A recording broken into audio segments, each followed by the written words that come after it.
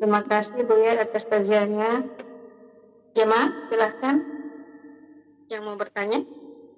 Ya, sekali lagi jemaah gelombang 1 harus peringkat 1 dalam meningkatkan pemahamannya. Usahakan menjadi peringkat pertama. Jadi diarahkan kepada ketua kelasnya untuk lebih giat dalam membentuk jemaahnya dengan mengadakan pertemuan-pertemuan live antar sesama jemaah. Insyaallah. Untuk grup 1 kita mulai muzakarah dan silakan mengadakan pertanyaan. Silakan Pak Stawa. Assalamualaikum warahmatullahi wabarakatuh. Suaranya insyaallah.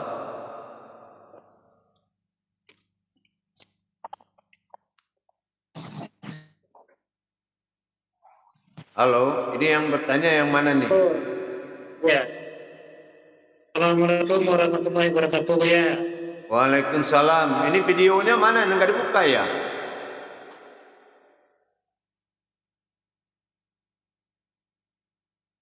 Videonya dibuka. Itu dia. Silakan. Ya, saya bertanya nih Bu ya. Kalau setelah kita bir karena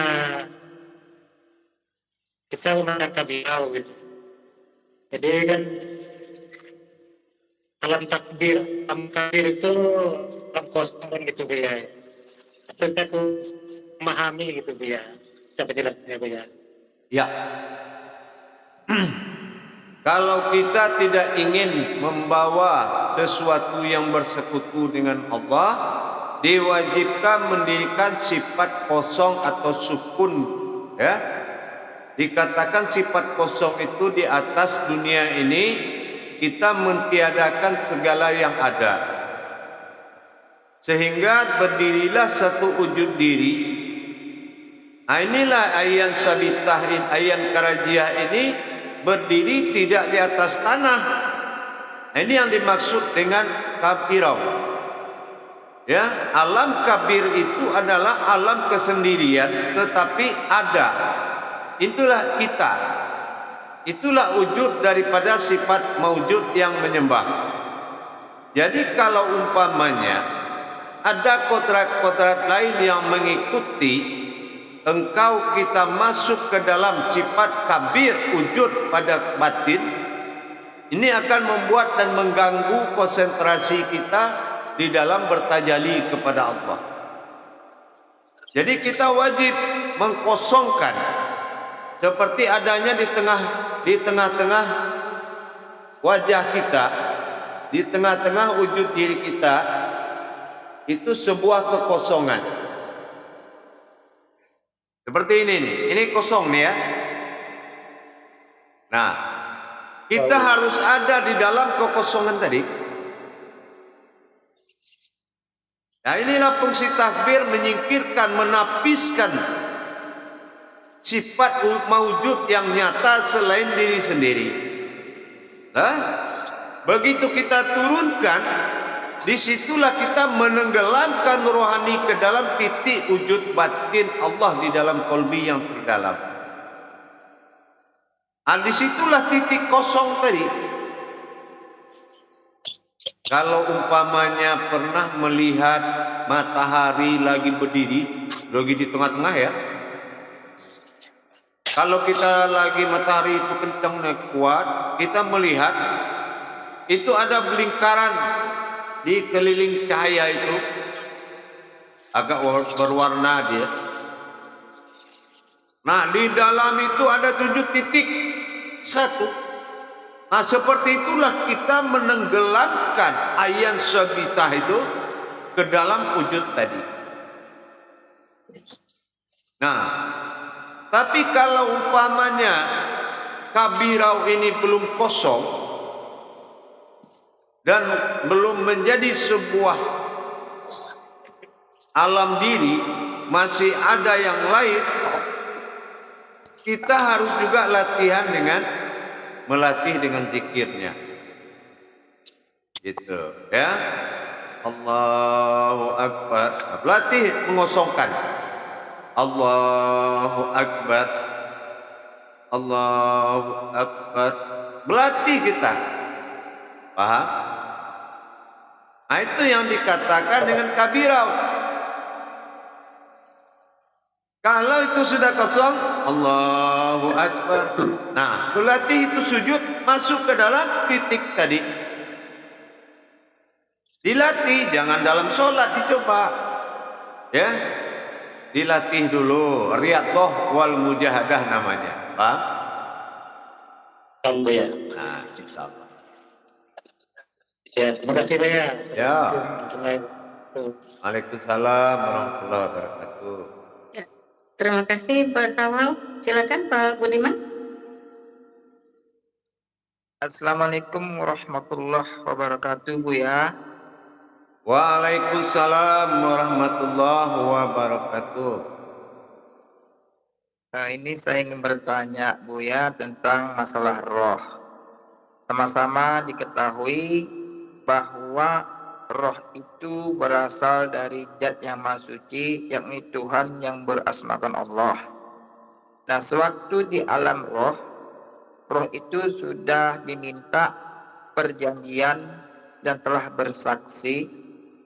Nah, pada saat roh itu diberikan jasad, mengapa roh itu bisa engkar terhadap janji atau kesaksiannya, Buya? Terima kasih, Buya. Assalamualaikum warahmatullahi wabarakatuh. Waalaikumsalam. Yang ingkar bukan roh itu. Yang ingkar bukan sebuah ruh. Tetapi yang ingkar adalah sebuah watak yang mengendalikan ruh. Harusnya wataknya watak Tuhan, tetapi karena sudah memiliki kodrat dunia, yang ingkar itu adalah pandangan. Karena kita tidak lagi memandang kodrat, tetapi memandang dunia sampai melupakan kodrat itu. Akhirnya apa? Yang ditanya kodrat. Dunia yang kita lihat itu tidak akan ditanya. Marifat yang kita lihat tidak ditanya. Yang ditanya adalah kodrat. Wahai mata, apa iya engkau menyaksikan aku dalam sholat? Wahai telinga, apa iya engkau mendengar dari aku ayat-ayat sholat itu? Wahai mulut, apa iya aku yang berkata perantara diri kau? Karena yang membuat dia itu hayat, hidup, itu adalah diri kita itu sendiri. Zat dan hayatnya nur batin daripada nyawa dia. Makanya kalau tidak berkuasa yang tiga kodrat itu, maka kodrat-kodrat ruh lain, dia akan salah dalam menjalankan amanahnya. Paham? Insyaallah, Buya, insyaallah. Gitu. Ada satu lagi nih, Buya. Boleh ya, Buya? Ya, silakan. Ya, tentang masalah toharoh, Buya. Nah, ada satu ini saya yang kurang jelas, Buya.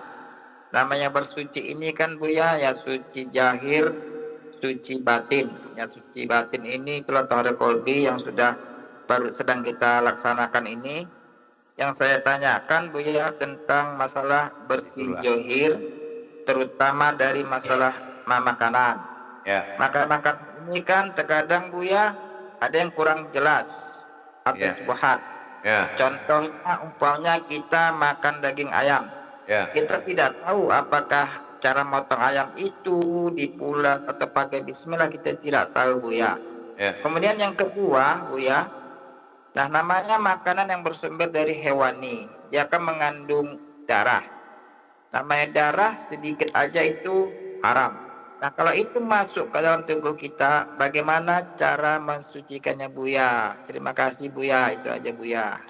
Waalaikumsalam. Itu jangan disucikan. Karena dia bukan masuk rohani, dia bukan masuk nurani, dia bukan masuk rabbani. Yang makan itu adalah kebutuhan jasad. Ya. Nah, itu adalah hukumnya amaliyah. Jasad itu berpedoman kepada fikih, tunduklah kepada aturan fikih. Tapi yang namanya kodrat diri, tidak makan, tidak minum, diri panafilah itu tidak bisa dikaitkan dengan apa yang kita makan. Tidak akan ada nur berdosa seumur umur kena manusia. Tidak akan ada kodrat zat berdosa seumur umur kena manusia. Begitu juga kodrat batin nyawa, tidak akan ada yang bisa membuat dia berdosa. Tapi yang membuat suatu pendosa adalah hadas yang menutup dia dari pandangan kita. Soal makan amaliyah. Sekarang apa yang halal? Coba saya tanya. Ikan. Ikan di air itu besarnya kalau tidak karena najis segala macam tidak akan bisa dia besar. Itu kita makan.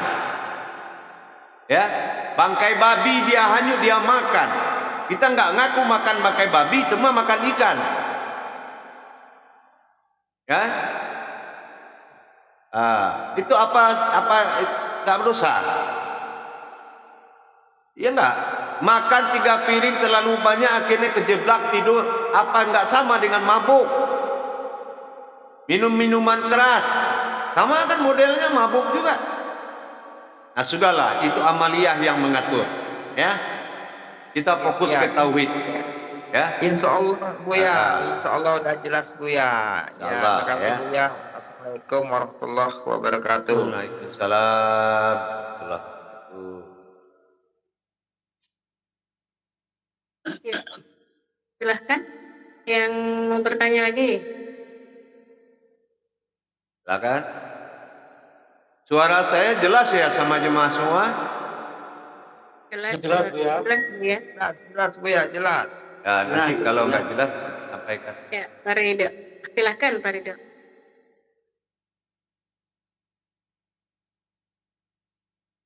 Suaranya Pak Ridho. Assalamualaikum warahmatullahi ta'ala wabarakatuh Buya. Waalaikumsalam warahmatullahi ta'ala wabarakatuh. Tinggal ta'alanya ya. Saya ketemu lagi Buya. Insya Allah. Oh ya, saya tertarik kemarin tuh Buya waktu live di membicarakan tentang Ramadan atau berpuasa Buya. Asik itu. Ini kan baru ya kajiannya Buya ya. Ya. Jadi sangat menarik, bahkan itu saya rasa itu banyak sekali peminatnya Buya kelihatan. Alhamdulillah sekali itu. Ya. Jadi yang menarik di sini Buya, yang perlu bagi saya juga bagi saudara saya yang di sini di grup ini berkaitan dengan Ramadan yang akan berlangsung sekarang nanti, tentang kedudukan ilmu, tentang pertama amaliyah, kedua kedudukan iman dan ilmu dalam kita melaksanakan berpuasa Buya. Nah, yang jadi pertanyaan saya setelah Buya jabarkan nanti itu ketika Allah yang bersifat tidak makan dan minum itu apakah ini tergolong dalam kedudukan ilmu? Ketika kita di sisi ilmu itu kita belajar mengendalikan untuk yang tidak membatalkan dalam puasa. Mohon penjabaran yang lebih jelas Buya. Terima kasih. Wabillahi taufiq wal hidayah. Assalamualaikum warahmatullahi wabarakatuh. Waalaikumsalam. Jadi begini, kita tidak perlu heran dengan bulan puasa. Yang heran itu orang yang tidak menahan Tuhan dalam sholatnya. Heran dia, ya. Ya, wa kasiyamana rabbana taqabbal minna sholatana wa kasiyamana ya ayyuhallazina amanu kutiba alaikumus syiyam. Masih siam aja dia. Nah. Jadi apabila ada rahmat dini al-mukharatan fil Ramadan, turunnya rahmat Allah yaitu puasa salah satu dalam rukun Islam turun kepada alam ini. Inilah saatnya kita menunjukkan kebenaran amalan kita selama ini, bertaharuf kepada Allah dengan mendirikan, membinasakan 3 kodrat hadas besar. artinya saya bilang pemimpin hadas. Ya, kita berhadapan dengan pemimpin hadas. Nah, pemimpin hadas ini yang merusak tataan diri dalam diri kita, yaitu tataan 10 amal besar di dalam 17 rakaat. Ya, 10 amal besar itu adalah kodrat diri kita yang dirusak oleh 3 kodrat hadas paling besar. Inilah membebaskan diri fitrah yang sebenarnya. Inilah kaji diri yang kita kaji selama ini, pembuktiannya sudah datang. Pembuktiannya sudah mendatang pada jadwalnya, yaitu Ramadan, suatu alam yang dirahmati dengan kesucian. Ini memperlihatkan Rabbil Alaminnya Allah. Sudah ilahi nas kita kaji, tapi ini Rabbil Alaminnya, menguasai Allah, membuktikan ketuhanannya. Kenapa kalau dalam 1 bulan Allah tidak ijabah qalbi kita dengan la illatul qad? La adalah alam batin, il adalah alam sir. Sementara qadar adalah wahyu bernama qadar. Inilah qadarullah menuju kaharullah.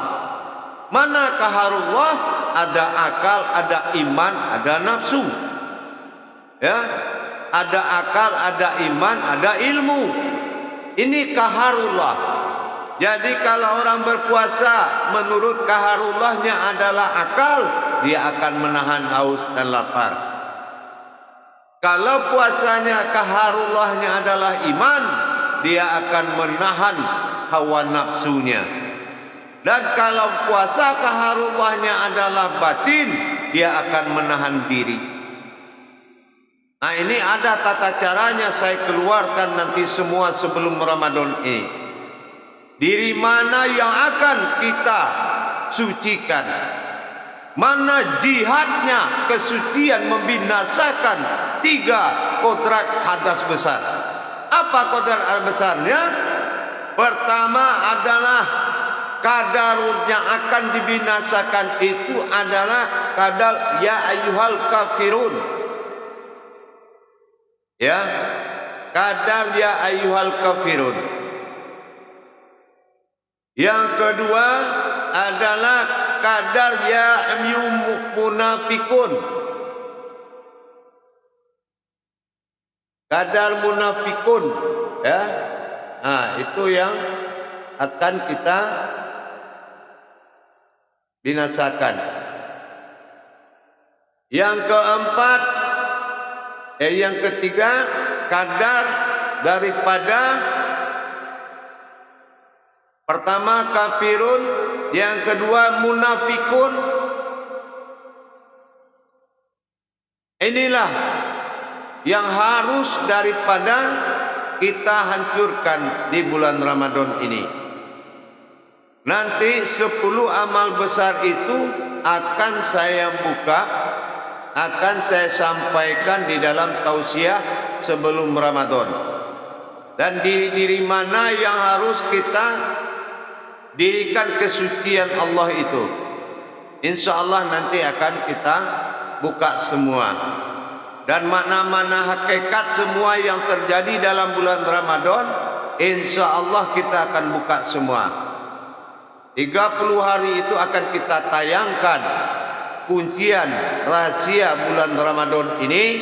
Sebelum bulan puasa masuk, itu sudah kita mulai buka rahasianya semua.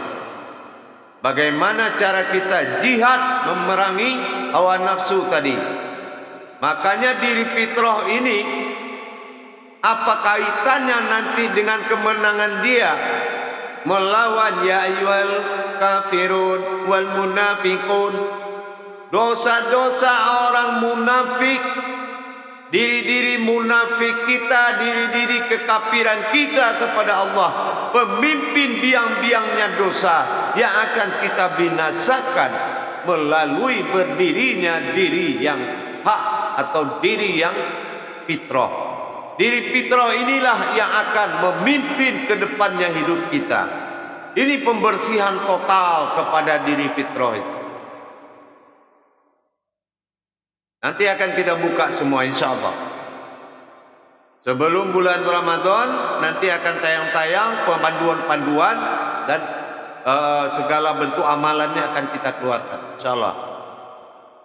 Apa kerja kita di bulan Ramadan?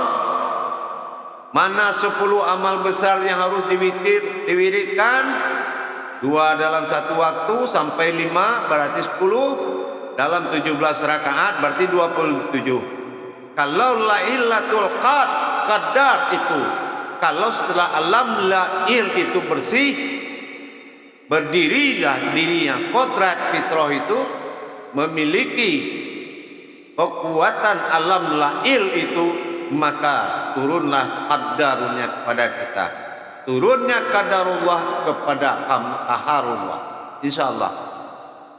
Paham suaranya Pak Ridho? Insya Allah Buya, terima kasih. Itu sore ya Buya penayangannya Buya ya, soal jam sore ya. Kalau untuk panduan menjelang bulan puasa ini biasa aja. Tapi kalau sudah masuk puasa, nah itu sudah ada panduan sorenya masuk. Jam 3 atau jam 15 kita usahakan sudah di-upload itu. Ya Alhamdulillah Buya. Terima kasih Buya. Wassalamualaikum warahmatullahi wabarakatuh.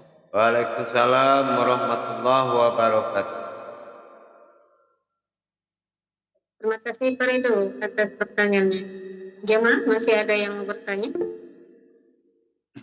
Ya. Silakan Pak Desma. Assalamualaikum warahmatullahi wabarakatuh ya. Waalaikumsalam warahmatullahi wabarakatuh. Ya, ini saya bertanya nih, tapi agak sedikit melenceng dari topik kita nih. Tapi tetap menyambung dari pertanyaan Pak Ridho dan Pak Budiman tadi. Kalau Pak Ridho kan menyambut bulan Ramadan, bagaimana kita bisa mempersiapkan diri dengan segala persiapan kita, tentu dengan segala nasihat-nasihat dari Buya nantinya. Ya, insya Allah. Kenapa saya juga menyambung pertanyaan Pak Budiman?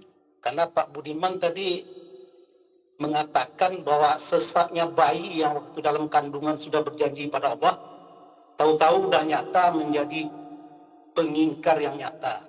Ya. Jadi di sini saya akan menanyakan tentang iblis, Bu ya. Siapa hakikatnya iblis yang sebenarnya, sehingga nenek moyang kita aja Adam yang sebegitu dekatnya dengan Allah, istrinya bisa tergelincir melawan perintah Allah. Demikian Bu ya. Terima kasih. Begitu ya? Iya. Iyalah. Memang itu tidak termasuk sebetulnya kajian tauhid ya. Memang betul kajian yang sangat melenceng namanya, benar itu. Iya. Ya. Kalau kajian tauhid, kalau sudah penuh nur itu desak oleh zat dan sir batin sudah berdenyut, iblis itu dicari malah kabur dia itu. Ya enggak? Nah. Ya. Jadi kalau itu kaji amaliyah mungkin kita carikan waktu untuk membahas itu. Karena di mata kita itu hanya ada penafilah yang tidak melirik pada yang lain. Ya. Jadi kalau itu dikaji nanti jauh pertentangannya kepada tauhid.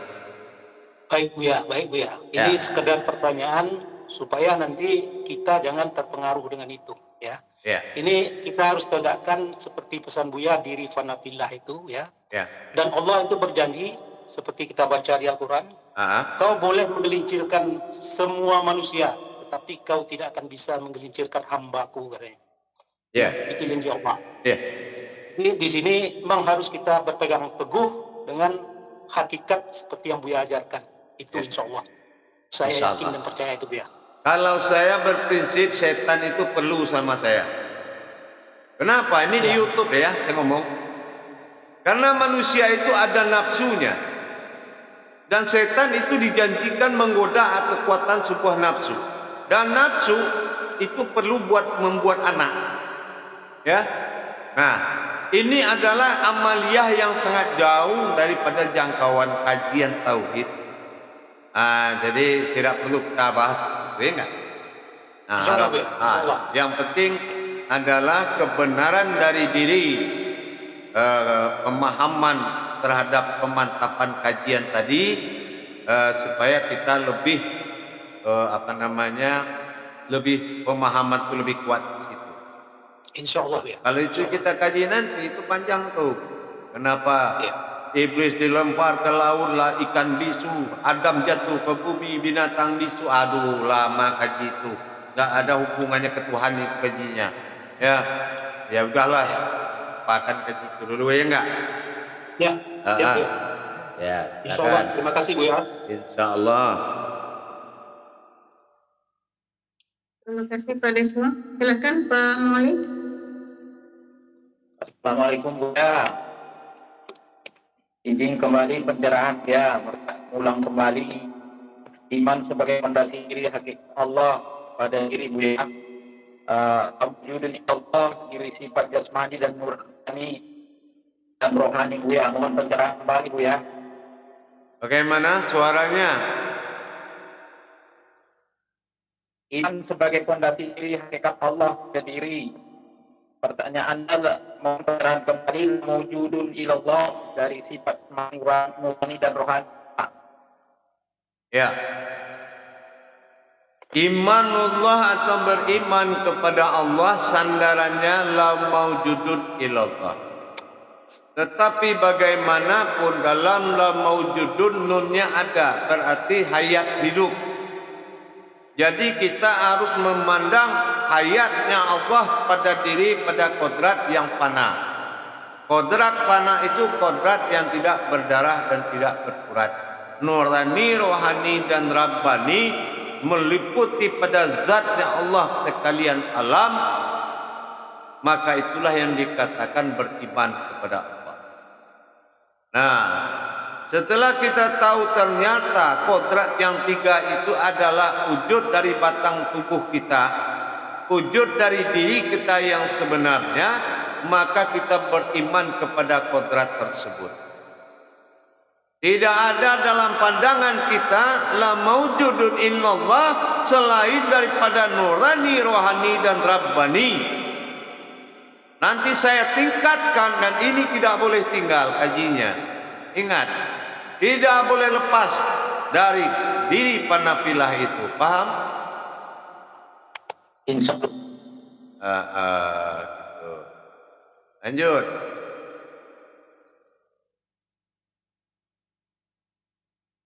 Ya, silakan. Yang lain, ya. Bapak lalu Muhyiddin. Silakan Bapak. Assalamualaikum warahmatullahi wabarakatuh Buya. Waalaikumsalam warahmatullahi wabarakatuh. Ini saya bertanya dulu Buya ya, masalah kodrat yang ketujuh. Bagaimana cara menenggelamkan itu supaya rasa itu di dalam rohani kita yang kodrat yang ketujuh ini Buya. Malum pertanyaan saya cuma ini dulu deh. Kodrat yang ketujuh apa tujuh kodrat? Tujuh kodrat ya. Nah, jangan dibalik-balik. Ya, salah tadi. Jangan dibalik ya. Silahkan tertawa itu. Iya. Jadi itu bertingkahnya Allah pada dirinya sendiri, itu dinamakan sifat bertingkah di dalam diri al-haqqullah. Diri halus, sifatnya juga halus. Inilah yang masuk kepada zat menjadi tubuh, hayat hidup kepada nur adam menjadi jasad. Nah itu ya. Nah itu coba, itu kan itu harus paham itu. Oh ya, terima kasih Bu ya. Ya, insyaallah ya. Jadi harus memahami itu sama basar kalam hayat kodrat iradat ilmu itu sifat, itu tingkah dia. Di dalam itu la maujudun illallah, la basirun illallah, la sami'un illallah. Nah, itulah kodrat. Itu yang diri yang hak. Cara menenggelamkan itu Bu ya bagaimana? Ya, kamu lihat Adam itu bergerak dia semua kan? Kamu lihat jasad ini bergerak karena sudah ada pasangan kehidupan. Coba kalau seandainya zat ada yang ada, nur aja yang ada, mana bisa jadi orang, mana bisa dia bergerak? Karena Allah belum bersifat dengan dirinya. Dikatakan diri halus bukanlah zat dan nur. Dikatakan sifat yang halus bukanlah zat dengan nur. Melainkan sifatku semata, aku bersifat pada sifatku sendiri. Alhamdulillah Buya. Nah, insyaallah ya. Terima kasih banyak jawabannya. Terima kasih. Assalamualaikum warahmatullahi wabarakatuh. Waalaikumsalam warahmatullahi wabarakatuh. Ya. Masih ada jemaah yang mau bertanya? Ya. Ya, silakan Pak Ardi Hasyam.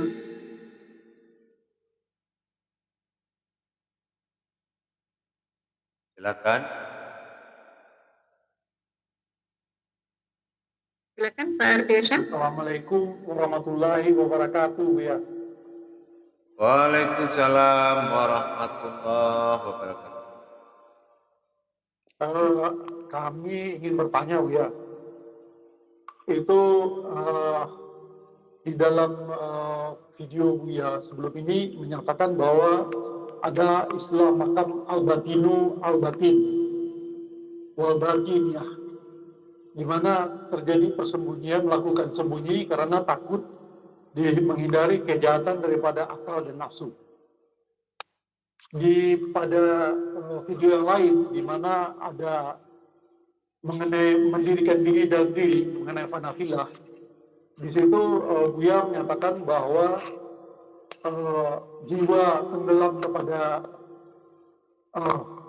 kepada nyawa, nyawa tenggelam kepada batin. Berarti di sini ada masalah jiwa. Yang ingin kami tanyakan adalah usuluddin daripada jiwa itu, Buya. Terima kasih, Buya. Ya. Jiwa itu adalah hayat Allah pada sifat yang berbeda. Kalau alif berdiri pada domah, dia akan berjiwa u. A, I, U. Itu jiwa. Alif tetap alif. Ini jiwa ini adalah harkat daripada bersifat. Allah bersifat pada dirinya sendiri. Ini dinamakan jiwa. Jiwa ini kalau di Al-Quran itu namanya harfiah.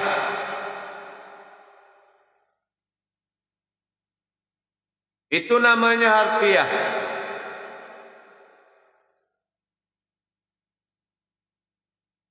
Itu jiwa namanya. Itu. Apakah kita perlu melakukan pensucian jiwa ini? Tidak perlu, karena itu adalah watak Allah.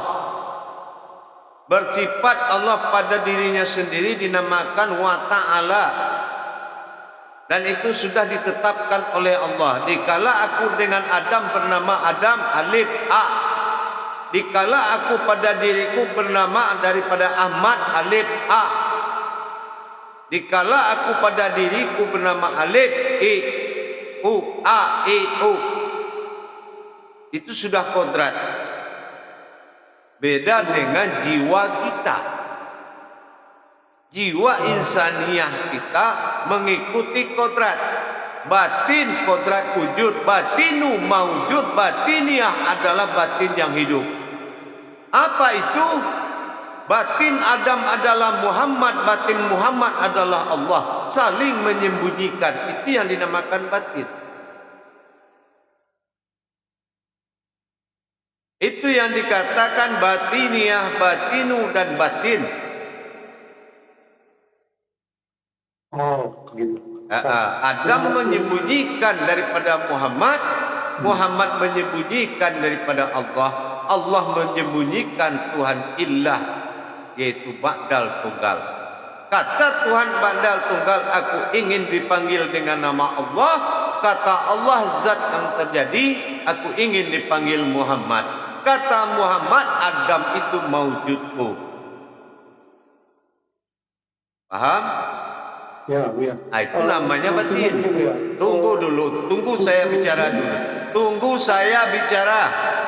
Oh ya, Buya. Ini kaji pemahaman, bukan pertanyaan yang banyak, pemahaman yang penting.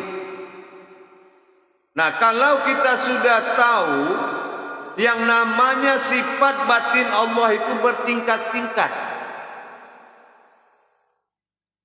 Kalau ada batin sir bersembunyi dalam batin, batin bersembunyi dalam zat, zat bersembunyi dalam nur, nur bersembunyi dalam jasad. Nah, itu namanya batiniyah, batinu, batin. Begitu. Jadi tajalinya memang begitu. Itu yang dikatakan martabat Allah. Martabat Allah adalah Muhammad, martabat Muhammad adalah Adam. Paham? Lanjut. Ya, makasih Buya. InsyaAllah. Lanjut kalau ada lagi yang ditanyakan. Kalau jiwa pada manusia, bukan jiwa pada Allah. Jiwa pada, bukan pada sifat Allah. Kalau jiwa pada manusia, usuluddinnya kayak apa, Buya? Jiwa daripada kodrat manusia adalah insaniyah kita.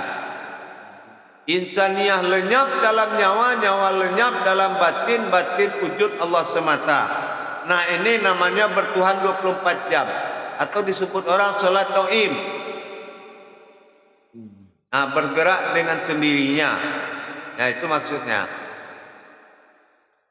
Jadi kalau dulu ada seorang mursyid ditanya oleh muridnya, apa hakikat solat yang 24 bertuhan 24 jam itu, guru? Jawab gurunya, sore nanti tolong temani saya nyari alamat.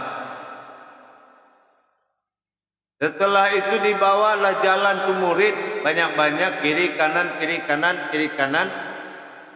Akhirnya di tengah jalan ditanya sama muridnya, kita mencari rumah siapa Pak Guru? Gurunya diam aja. Udah sampai jauh di alamat, gurunya baru bicara. Maaf, saya nggak jawab kalian bertanya tadi karena saya lagi sholat. Nah, disitulah kebingungan seorang murid.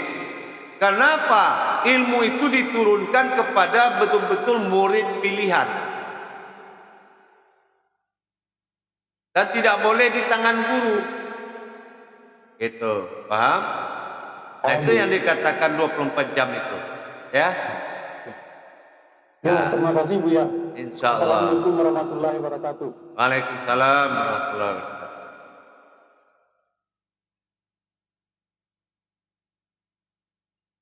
Terima kasih Bapak. Masih ada yang mau bertanya?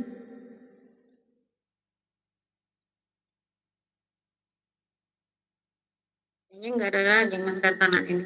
Iya, nggak apa-apa. Insyaallah Pak Ridho selesai.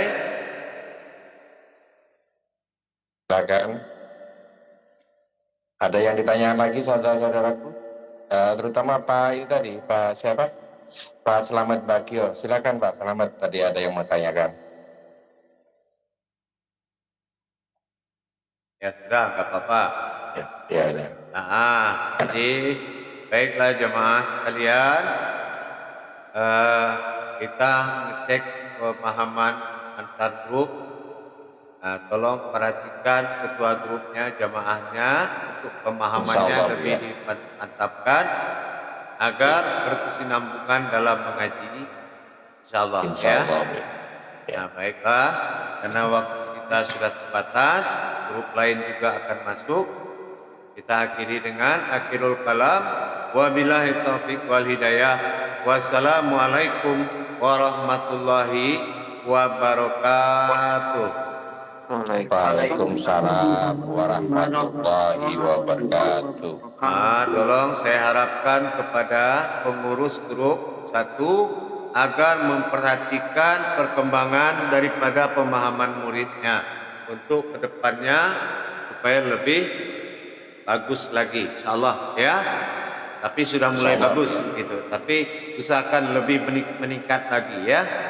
Dan tolong pedomani YouTube lebih banyak lagi agar mudah mencernanya. Ya. Insyaallah. Baik. Insyaallah Buya. Baik. Assalamualaikum warahmatullahi wabarakatuh. Waalaikumsalam warahmatullahi wabarakatuh.